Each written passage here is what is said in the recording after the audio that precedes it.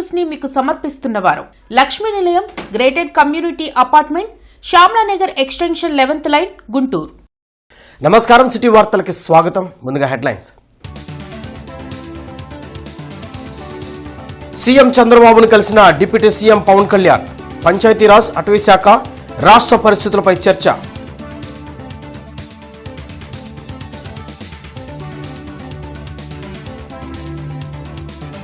వన్యప్రాణుల రక్షణ కోసం హనుమాన్ ప్రాజెక్టును ప్రారంభించిన deputy CM Pawan.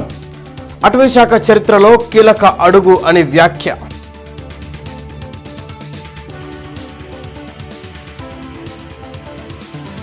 Modi, Amit Shah కనుసన్నల్లోనే CBI పనిచేయటం వల్ల న్యాయ వ్యవస్థ అభాసుపాలు.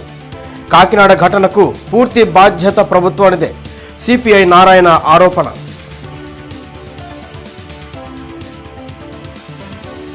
గార్డెన్స్ వెంకటేశ్వర స్వామి దేవస్థానంలో ముగిసిన వార్షిక బ్రహ్మోత్సవాలు. చంద్రగ్రహణం సందర్భంగా ఆలయాలు మూసివేత. ఉండవల్లిలోని సీఎం క్యాంపు కార్యాలయంలో ముఖ్యమంత్రి చంద్రబాబుతో డిప్యూటీ సీఎం పవన్ కళ్యాణ్ సమావేశమయ్యారు. పంచాయతీరాజ్, గ్రామీణాభివృద్ధి, ఆర్డబ్ల్యూఎస్, అటవీ శాఖలకు సంబంధించిన వివిధ అంశాలపై చర్చించారు. గ్రామాల్లో మ్యాజిక్ డ్రైన్స్ వల్ల ఉపయోగాలను సీఎంకు వివరించిన పవన్ కళ్యాణ్ అటవీ శాఖ చేపట్టిన హనుమాన్ ప్రాజెక్టు గురించి ప్రస్తావించారు.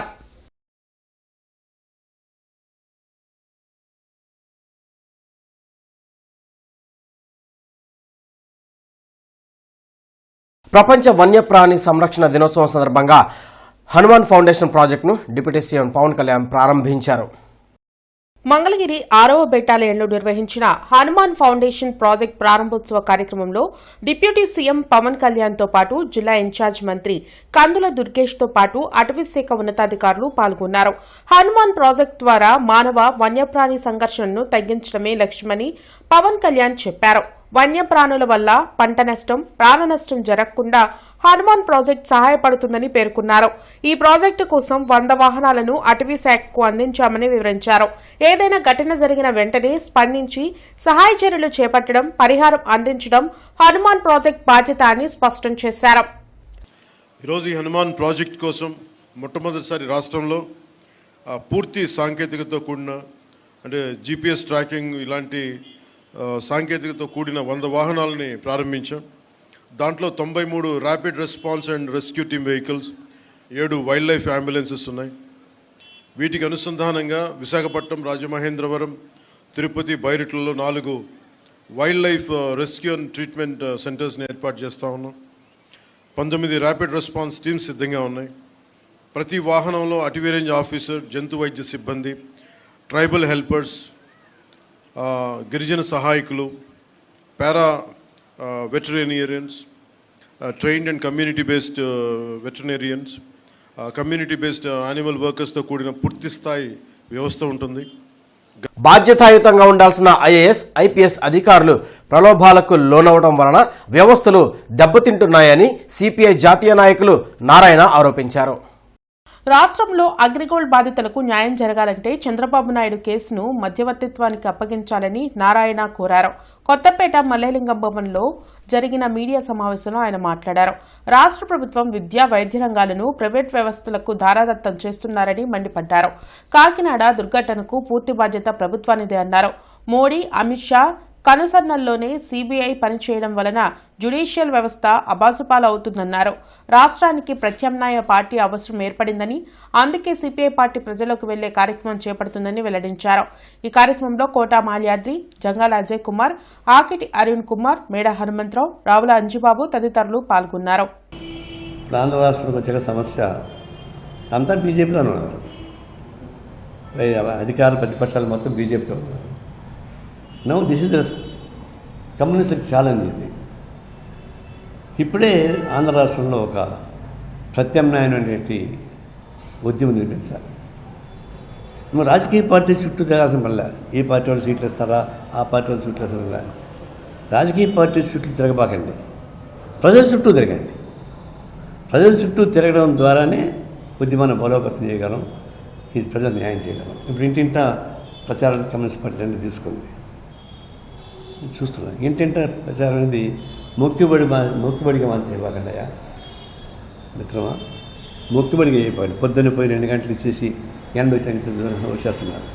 అది కాదు. ఒక్కొక్క రోజు ఎన్ని ఇండ్లు తిరగాలో ఒక లక్ష్యం ఉండాలి. ఆ ఇంటింటికి పోయి కడపలు పంచుకుంటూ పోవడం కాదు. మీరు ఇంటరాక్ట్ కావాలి. ఆ భద్రత జనంలో ఉంటే తప్ప రేపు రాబోయే రోజుల్లో ప్రజలకు న్యాయం చేసే ఉద్యమం రాదు. ఎందుకంటే ఇప్పుడు వైసీపీ బీజేపీతో ఉండే, టీడీపీ జనసేన ఇంకా బీజేపీతో ఉండే, వాళ్ళకి సనాతన ధర్మాన్ని తెచ్చుకొని తిరుగుతూ ఉన్నారు. అటువంటిప్పుడు మనం ఏం చేయగలం?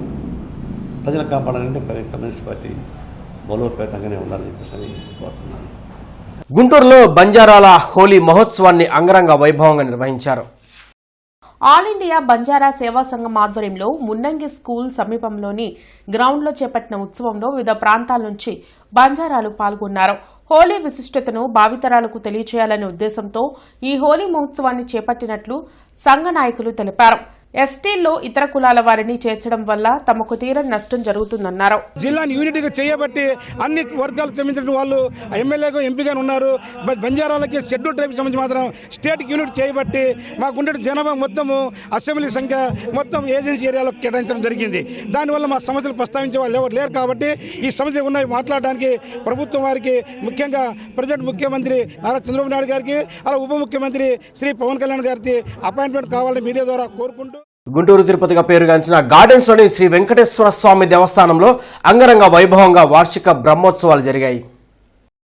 భారతీయ ధార్మిక విజ్ఞాన పరిషత్ అధ్యక్షులు బొల్లేపల్లి సత్యనారాయణ, లలితాంబ దంపతుల ఆధ్వర్యంలో గణపతి చండీ హోమం అద్భుతంగా నిర్వహించారు. శ్రీ విద్యారణ్య భారతీ స్వామి విశ్వయోగి విశ్వంజీ మహారాజ్ ఆధ్వర్యంలో పూర్ణాహుతి కార్యక్రమాన్ని నిర్వహించారు. అనంతరం భక్తులకు అన్నప్రసాద వితరణ చేశారు. ఈ కార్యక్రమంలో చైర్మన్ మస్తానయ్య, బొర్రా ఉమామహేశ్వరరావు, లంకా విజయబాబు, ఊటుకూరి నాగేశ్వరరావు, బుచ్చయ్య చౌదరి తదితరులు పాల్గొన్నారు.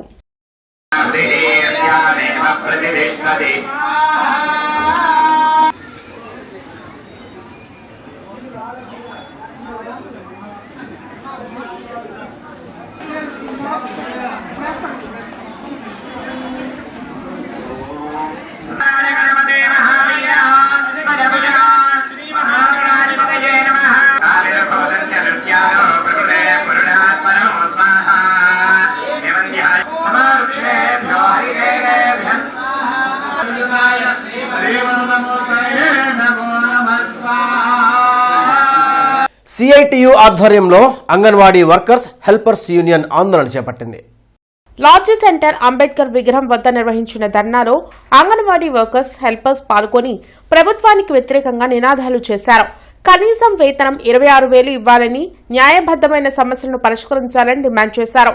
విజయవాడలో మహాధర్నాలో పాల్గొన్న అంగన్వాడీలను అక్రమంగా అరెస్ట్ చేసి వారి సమాచారం చెప్పడం లేదని, వెంటనే వాళ్లను విడుదల చేయాలని కోరారు. మహిళలని చూడకుండా నిర్బంధించి ఎక్కడెక్కడో చిట్ట చివరి జిల్లాలని తీసుకొచ్చిన వాళ్ళని వేరే జిల్లాలకి తరలించడం, ఇలా మహిళలని అక్రమంగా అరెస్టులు చేస్తున్నారు. మా పట్ల గవర్నమెంట్కి ఎందుకు ఇంత నిర్లక్ష్యంగా ఉందో మాకైతే తెలియట్లేదు. మహిళా సాధికారత అంటున్నారు, రోడ్డు మీదకి వచ్చి మహిళలు ఏడుస్తుంటే అది మహిళా సాధికారత అవుతుందా? మాకైతే అర్థం కావట్లేదు. సంక్షేమ పథకాలు ఏవి కూడా అంగన్వాడీలకు రావట్లేదు, వితంతు పెన్షన్ రావట్లేదు, తల్లికి వందనం పథకం రావట్లేదు. ఏమొస్తుందని మేము 11,500తో మేము బతకాలి. గవర్నమెంట్లో మేము పదే దశల వారీగా 23వ తారీఖు నుంచి కూడా రిలే నిరాహార దీక్షలు మొదలుపెట్టాము. హోసన్న మినిస్ట్రీస్ 49వ గుడారాల పండుగ లేమలె గ్రామంలో ఈ నెల 5వ తేదీ నుంచి 8వ తేదీ వరకు నిర్వహిస్తున్నట్లు హోసన్న మినిస్ట్రీస్ నిర్వాహకులు జాన్ వెస్లీ, అబ్రహాం, అనిల్ వెల్లడించారు. లేమల్ల గ్రామంలోని మినిస్ట్రీ సావన్లో వారు మీడియాతో మాట్లాడారు. కాకినాడ, విశాఖ, డోన్, నర్సాపూర్ నుండి గుంటూరుకి special trains, Guntur RTC bus stand నుండి లేమల్ల వరకు బస్ సౌకర్యం కల్పించామని చెప్పారు.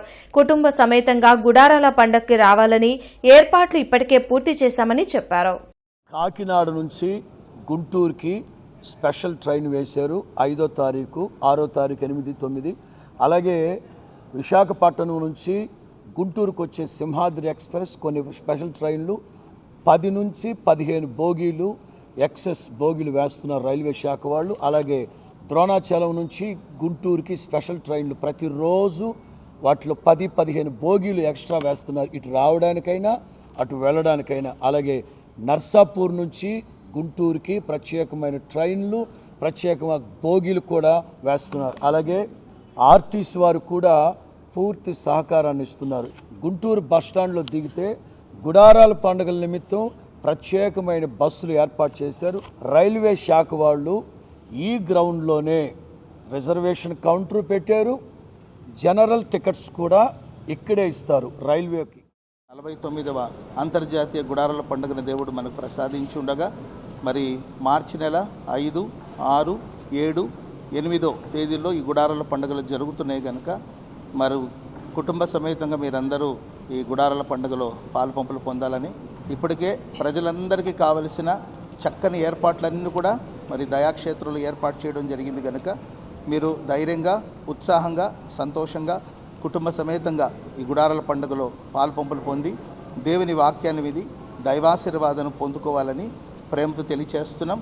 మరి ముఖ్యంగా ఈ గుడారాల పండుగల కొరకు ప్రార్థన చేయండి, ఆ కుటుంబ సమేతంగా పాలుపంపులు పొందండి, దైవాశీస్సులు పొందాలని ప్రేమతో మీ అందరినీ ఆహ్వానిస్తున్నాం. గుడారాల కొత్తపేటలోని నారాయణ స్కూల్లో స్టూడెంట్ లెడ్ కాన్ఫరెన్స్ కార్యక్రమం జరిగింది. ఈ సందర్భంగా ఏజీఎం విజయబాబు మాట్లాడుతూ ఫస్ట్ క్లాస్, సెకండ్ క్లాస్ విద్యార్థులు నేర్చిన పాఠాలను ప్రాజెక్ట్ రూపంలో వారి తల్లిదండ్రులకు చెప్పడం ఎంతో ఆనందంగా ఉందన్నారు.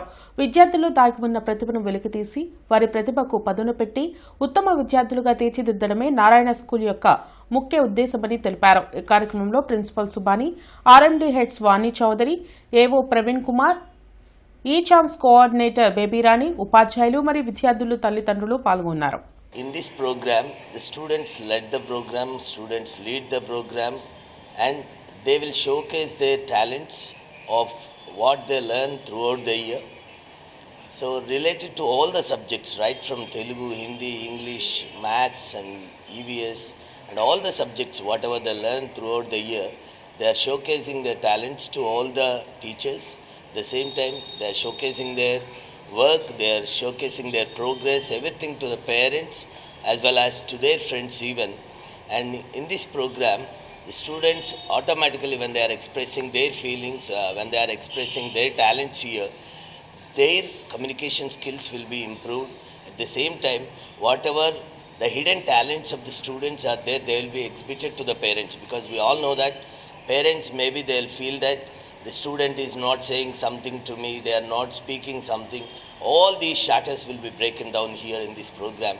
తమకు సంబంధం లేకపోయినా అడ్వకేట్ కామిశెట్టి చెన్నకేశవులపై కర్రలతో దాడి చేసి గాయపరిచినట్లు సోషల్ మీడియాలో వచ్చిన వార్త పూర్తిగా అసత్యమని టీడీపీ, బీజేపీ నాయకులు తెలిపారు. సోమవారం గొర్రెలమండి వద్ద కొందరు వ్యక్తులు అడ్వకేట్ కామిశెట్టి చెన్నకేశవులపై దాడి చేసి గాయపరిచినట్లు సోషల్ మీడియాలో కథనం ప్రచారమైంది. అయితే ఆ కథనంలో చిరుమామిళ్ల అశోక్, చల్లా రమేష్, యామిని కోటేశ్వరరావు, బండ్ల వెంకట నర్సయ్యలు దాడిలో ఉన్నట్లు జరుగుతున్న ప్రచారం సరైంది కాదని అశోక్ వెల్లడించారు.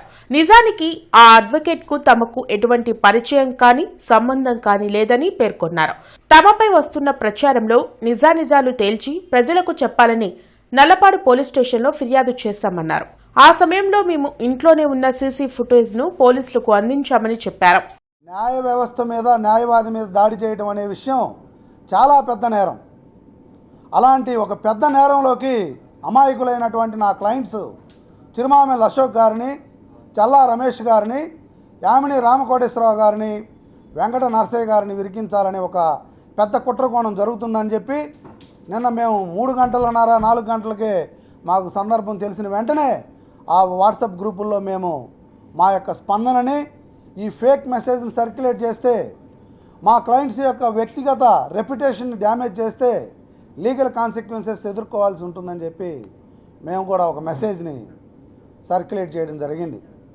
ఆ తదుపరి మా సీనియర్ న్యాయవాది అయినటువంటి వి లక్ష్మీనారాయణ హైకోర్టు వారిని సంప్రదించి వారి ద్వారా ఈ డ్యామేజ్కి సంబంధించినటువంటి ఒక రిప్రజెంటేషన్ మొత్తం కూడా మేము Nallapadu sub inspector SHO station house officer గారికి మరియు సూపరింటెండెంట్ ఆఫ్ పోలీస్ గుంటూరు వారికి మేము రిప్రజెంటేషన్ ఇవ్వడం జరిగింది.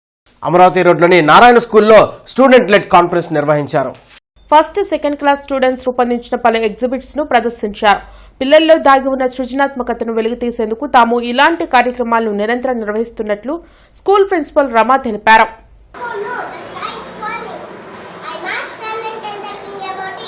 The rabbit began to run, he ran and ran, a deer saw him running.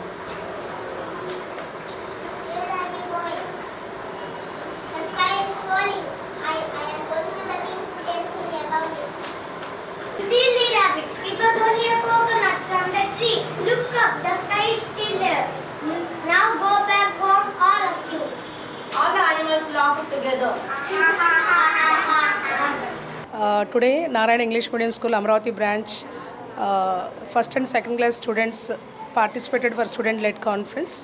So here, per year we are conducting student-led conference 2 times.